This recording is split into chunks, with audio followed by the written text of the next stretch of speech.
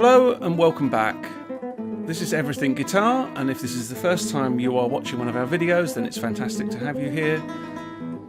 Today we're going to be looking at the Beatles albums, and I'm going to be trying to work out which is their best album and hopefully reach a sensible conclusion. So let's get started.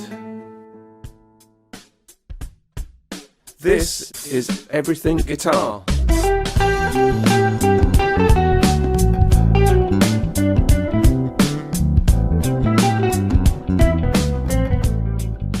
Hello everyone.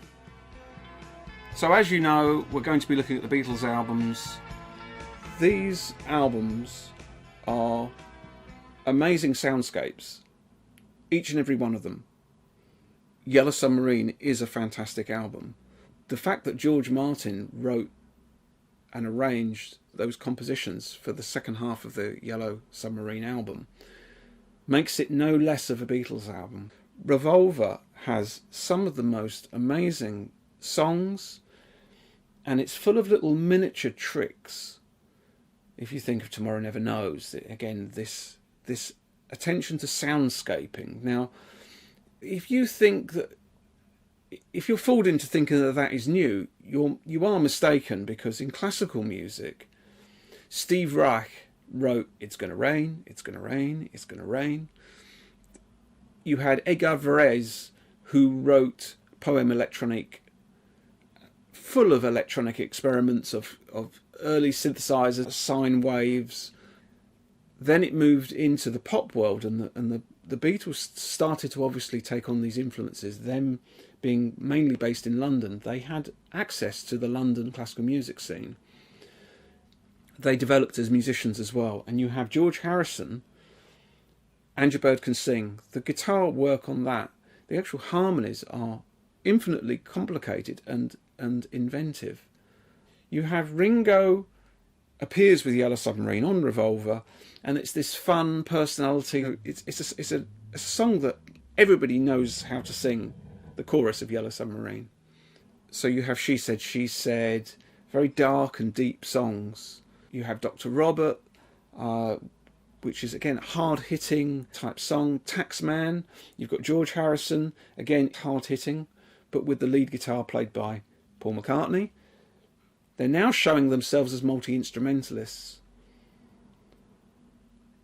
Paul McCartney, you have him appearing with Eleanor Rigby, singing outside the first-person perspective and looking from the third-person perspective, a literary trick to get you to picture another world. And that, again, that's a thing that he returns to in She's Leaving Home on Sgt. Pepper. Sgt. Pepper, you have this amazing orchestral opening, tuning up, the start of the concert. This is something new. The Beatles had stopped touring. You are going to listen to an album as an experience. And I think the idea of the album as an experience for them really developed in Rubber Soul, where they tried this homogeneous, compressed, quite American sound. And you had this idea that the songs were going to be linked to one another, which eventually they lost track of that idea. And one of the songs on Yellow Submarine, Only a Northern Song, was intended for Sgt. Pepper's, but I think the production let it down a little bit. They were perhaps trying to imbue that sense of collage, sound collage, that you get in Benefit for Mr. Kite on Sgt. Pepper. You get that soundscape that happens in the middle section with the organs and then the bits of tape that are all stuck together that were thrown up in the air and created this random effect. Now, the idea of randomness comes from John Cage, and he experimented with what you call prepared piano, putting things on the piano strings, to create a unique sound that could only be created in that one moment. In other words, is this music to be performed? Now, to this day, I'd be amazed if anybody could perform the entire Revolver album, the entire Sgt. Pepper album, and I mean perform. I don't mean playing to backing tracks. I mean actually performing it as written music, like an orchestral symphony. you know, for musicians to learn and sync and play those parts live.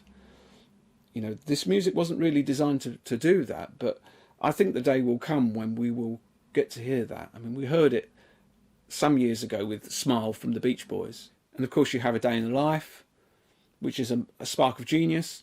The song is a, you know, it's a thought-provoking song. Again, it's imagery that he was getting from all sorts of sources, artistic sources, literary sources. And of course, you have Been for the Benefit of Mr. Kite, you know, again, from a picture, a poster, you know, the ideas, painting pictures with music. You have George Harrison playing what is authentic Indian music. Now, you heard Indian music on Revolver, and he came really close, and he nailed it on Sgt. Pepper's. This was George Harrison's moment that he'd really arrived as a musician, as a composer, as an arranger, as a go-between between Indian musicians and Western musicians, using conical, verbal, takadimi sounds, dadiginadum, you know, taka, instructing musicians exactly how to play rhythmically, and understanding how the tabla is used and how the sitar is used, and the use of melody and rag, the scales and the shaping of melody and scales, how they formulate together.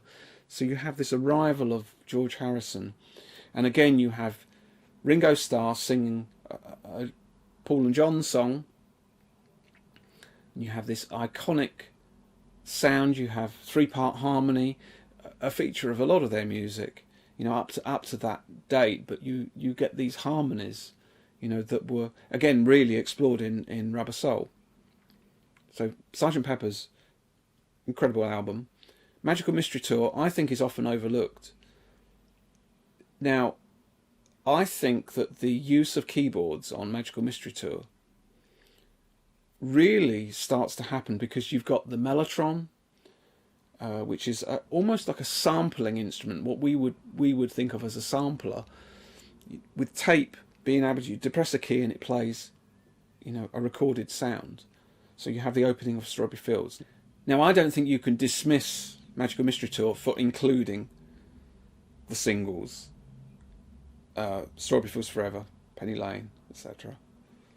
Because you've got two of the fantastic songs, one by Paul, one by John. You've got I'm the Walrus, which is an amazing circular sequence. Now, for musicians to actually write two sequences in different keys. Now, I know some of you may not be musicians, but if you can listen to I'm the Walrus and now listen to it in a new light, they are taking effectively one key and descending from that key, and then it appears in another key. Now, they're not technically modulating in the way that you'd hear a Beethoven symphony modulate, or the development section in a Mozart symphony, or the way Wagner in a Wagnerian opera, you'd have the key wandering about. It's not quite doing that. They're not allowing it to happen. It's happening in a miniature basis. The chords and the harmonies are being allowed to wander, and then it's bam, it's another key, and then that wanders a bit, and then you're back to the other one, and it gives you this sense of, you know, levels. So you have Your Mother Should Know, which is a fantastically strong song. It's a friendly song. It's an unimposing song. You have Fool on the Hill by Paul as well, which is, again, telling a story. You know, it's another perspective, look at someone else. It's kind of like Paul's Nowhere Man. Baby, You're a Rich Man. I've heard people saying bad things about it. I don't think so. I think John has written a really strong song. I think it's an interesting album, and you've got that keyboard line, you know, that's running through it. That's, again, it's a really interesting sound. You know, it's thought provoking. You know, you wonder, where does that sound come from? You know, how did they do that? So I think there's some useful tricks on that album. And of course you have Yellow Submarine. So now comes to making a decision. I think that Yellow Submarine has some, you know, fantastic moments, and Hey Bulldog, it's a riff song, it's a great song. You've got Magical Mystery Tour, really tight knit. You've got Sgt. Pepper's, which is really tight knit, but it kind of went off the boil after the first 3 tracks in a way, you know, from the original focus. So it actually could have been a perfect album, and it's a moderately imperfect album. But then again, so is Revolver. Revolver goes from one song to the other. Revolver's like a suite of songs. You get Bach instrumental suites. They are different sets of dances. And you start with a prelude and then you go into the set of dances. One dance would be German, one would be Italian, one would be French, one would be English or whatever. You know, it'd be different dances in different styles, and then they'd go into, you know, something very dark and deep like a sarabande, and then they'd end with something light and cheerful like a gigue. Not always in that format, but you know, this happened in the Baroque era, and it turned into the classical music sonata.